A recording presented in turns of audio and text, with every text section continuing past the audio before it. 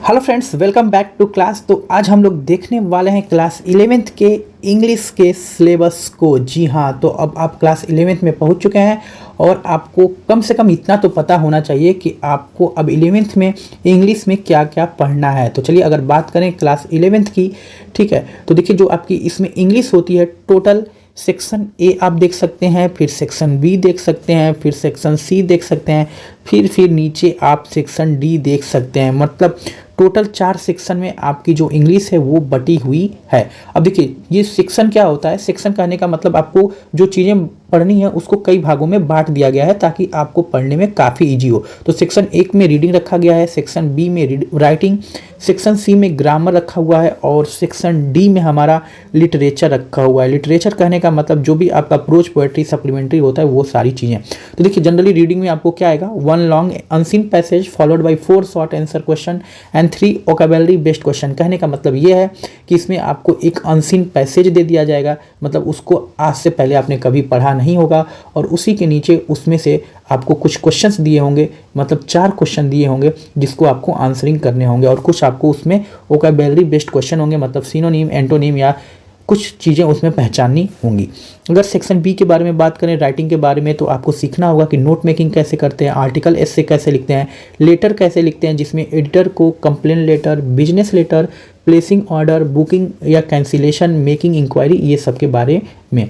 और अगर grammatical portion के बारे में बात करें तो अभी मैं ग्रामेटिकल आपको इस वीडियो के लास्ट में बताऊंगा अच्छे से कि ग्रामर में आपको क्या पढ़ना है और किसका मतलब क्या होता है, क्योंकि बहुत सारी चीज़ें आप न्यू वर्ड देखेंगे जो आपको मिलेगा, तो उन सारे शब्दों के बारे में बताऊंगा कि उसमें होता क्या है। ठीक, चलिए अगर लिटरेचर के बात करें तो आपका जो टेक्स्ट बुक का नाम है वो हॉर्नबिल टेक्स्ट बुक है, मतलब जो आपकी किताब आती है वो हॉर्नबिल करके आती है, जिसमें आपको जनरली प्रोज, पोएट्री और सप्लीमेंट्री होता है। ठीक, वही चीज़ है, आपको 1 लॉन्ग आंसर टाइप क्वेश्चन आएगा जो डायरेक्ट 7 नंबर का होगा, 2 शॉर्ट आंसर टाइप क्वेश्चन आएगा जो 4 नंबर का होंगे।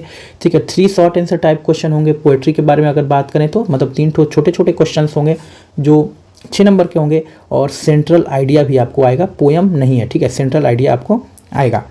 ठीक, और कुछ इंपॉर्टेंट चीज़, अगर आप पोएट्री पढ़ेंगे तो पोएट्री में आपको, ठीक है, पोएट्री में आपको मिलने वाला है क्या चीज़, आप देख सकते हैं यहाँ पे figure of speech. Figure of speech का मतलब होता है अलंकार। आपने हिंदी में तो अलंकार पढ़ा होगा, उसी चीज़ को अब आपको इंग्लिश में पढ़ना है, तो सबके मतलब भी मैं बताऊंगा नीचे इस वीडियो में। अगर सप्लीमेंट्री रीडर के बारे में बात किया जाए तो इसमें भी वही चीज़ है, 1 long answer type question 7 number का, 2 short answer type question 4 number के, यानी 8 नंबर के। तो देखिए काफ़ी ईजी है इसमें, इस बार आपका सिलेबस ज़्यादा कुछ नहीं है। अगर बात करें आपकी प्रोज की, तो प्रोज में टोटल आप देख सकते हैं 1 2 3 4 5 6 टोटल 6 चैप्टर पढ़ने हैं, जिसमें अगर पोएट्री की बात करें तो पोएट्री में 1 2 3 4 5 चैप्टर पढ़ने हैं और सप्लीमेंट्री के 1 2 3 4 5 इसमें भी 5 पढ़ने हैं, मतलब 6 + 5 + 5 टोटल आपको 16 चैप्टर इंग्लिश में केवल पढ़ने हैं। ठीक है, तो ये ज़्यादा नहीं होते हैं। अब चलिए मैं नीचे अगर बात करूँ ग्रामेटिकल पोर्शन में, तो ग्रामेटिकल पोर्शन में आपको क्या पढ़ना है, पहला पढ़ना है आपको ट्रांसलेशन हिंदी टू इंग्लिश, मतलब वही आपका जो टेंस हो गया। ठीक है, इसके बारे में पढ़ना है। सिनोनिम पढ़ना है, सिनोनिम मतलब बोले तो हिंदी में पर्यायवाची शब्द जैसे आप याद करते हैं तो उसी तरह इंग्लिश में सिनोनिम हो जाता है। फिर आपको एंटोनिम याद करना है, एंटोनिम मतलब होता है शब्द विलोम, जैसे हिंदी में होता है उसी तरह इंग्लिश में एंटोनिम होता है। होमोफोन्स क्या होता है, होमोफोन्स आप पहली बार सुन रहे होंगे, तो होमोफोन्स कहने का मतलब होता है कुछ शब्द ऐसे होते हैं जो बोलने पे क्या हो, सेम हो, ठीक है, बोलने पर एक जैसे लगें लेकिन उनका जो मीनिंग होता है यानी कि अर्थ होता है वो अलग अलग होता है। जैसे अगर मैं बात करूँ टू, फिर ये टू और फिर TWO, दोनों को टू टू ही बोलेंगे, लेकिन ठीक है तीनों को टू टू ही बोला जाएगा, लेकिन तीनों का जो मीनिंग होता है काफ़ी अलग होता है। 1 वर्ड सब्स्टिट्यूशन पढ़ेंगे। 1 वर्ड सब्स्टिट्यूशन क्या होता है, अनेक शब्दों के लिए एक शब्द। जैसे मैं आपको हिंदी में बताऊं, जैसे हिंदी में आपने पढ़ा होगा कि ऐसा बालक जिसके माता पिता मर गए हों तो उसको क्या बोलते हैं हम लोग, अनाथ बोलते हैं। उसी चीज़ को इंग्लिश में हम पढ़ेंगे, a person whose parents are died, तो उसको हम लोग इंग्लिश में क्या बोलते हैं, ऑर्फन कह के बोलते हैं।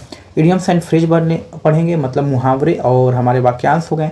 फ्रेजल वर्ब पढ़ेंगे, वाक्यांश क्रियाएं हो गई। रिपोर्ट कैसे लिखते हैं किसी चीज़ के बारे में वो पढ़ना है। नोट मेकिंग पढ़ना है कि नोट मेकिंग कैसे बनाते हैं। और फिर ये फिगर ऑफ स्पीच जिसको हम लोग बोलते हैं हिंदी में अलंकार। ठीक है, तो अब याद कर लीजिए कि फिगर ऑफ स्पीच मतलब होता है अलंकार, जिसमें आपको कौन से अलंकार पढ़ना है, सिमली पढ़ना है जिसको उपमा बोलते हैं, मेटाफर, रूपक, पर्सोनिफिकेशन, मानवीकरण, ऑक्सीमोरन, विरोधाभास, एपोस्ट्रॉफी, संबोधन, हाइपरबोल, अतिशयोक्ति और ओनोमोटोपैया, ध्वनात्मक अलंकार, ये चीज़ें आपको पढ़नी है। नेक्स्ट पढ़ना है ट्रांसफॉर्मेशन। ट्रांसफॉर्मेशन क्या होता है, जैसे मैं लिख दूँ ही इज़ गुड, मतलब इसको अब आपको ऐसा लिखना है कि सेम अर्थ निकले लेकिन चीज़ें बदल जाएं। तो मैं ऐसे लिख सकता हूँ इसको, ही इज़ नॉट बैड, वो बुरा नहीं है। इसका कहने का क्या मतलब है, ही इज़ गुड। इसी चीज़ को बोलते हैं ट्रांसफॉर्मेशन। नरेशन तो आप जानते ही होंगे। सिंथेसिस मतलब होता है वाक्यों को जोड़ना। इन सब चीज़ों पे मैं आपको वीडियो बना दूंगा, आप आराम से वीडियो देख के समझ जाएंगे और सारी चीज़ आराम से कर लेंगे। फिर लेटर होता है, ठीक है, फिर आपको एसे लिखना है, फिर सिंटेक्स समझना है। सिंटेक्स क्या होता है, लास्ट में आर्टिकल मतलब जो लेख होता है वो आपको यहाँ पे सीखना है। तो फ्रेंड्स सारी चीज़ें यही थी आपके यहाँ पे सिलेबस में, तो आपको टेंशन थोड़ा सा भी नहीं लेना है। जहाँ तक हो सके मैं सारी ग्रामेटिकल पोर्शन और साथ में जितना भी आपका ये प्रोज है, पोइट्री है, उसको भी देखूंगा तो मैं यहाँ पे करा दूंगा। उसके लिए आपको बस छोटा सा काम करना है आपको, कि आपको हमारे चैनल को सब्सक्राइब कर देना है, ताकि अगर आप सब्सक्राइब किए रहेंगे तभी आपको नोटिफिकेशन जाएगा वीडियो जब मैं अपलोड करूंगा। और साथ में आप बेल आइकन जरूर प्रेस कर दीजिएगा, जो बगल में घंटी होती है, जिससे आपको तुरंत पता चल जाएगा। तो अभी तक के लिए इतना ही, फिर मिलते हैं आपसे नेक्स्ट वीडियो में, ठीक है, कुछ और इंटरेस्टिंग चीज़ों के साथ जो आपके लिए काफ़ी यूजफुल हो। तो अभी तक के लिए इतना ही, ठीक है, फिर मिलते हैं। Thank you, bye bye.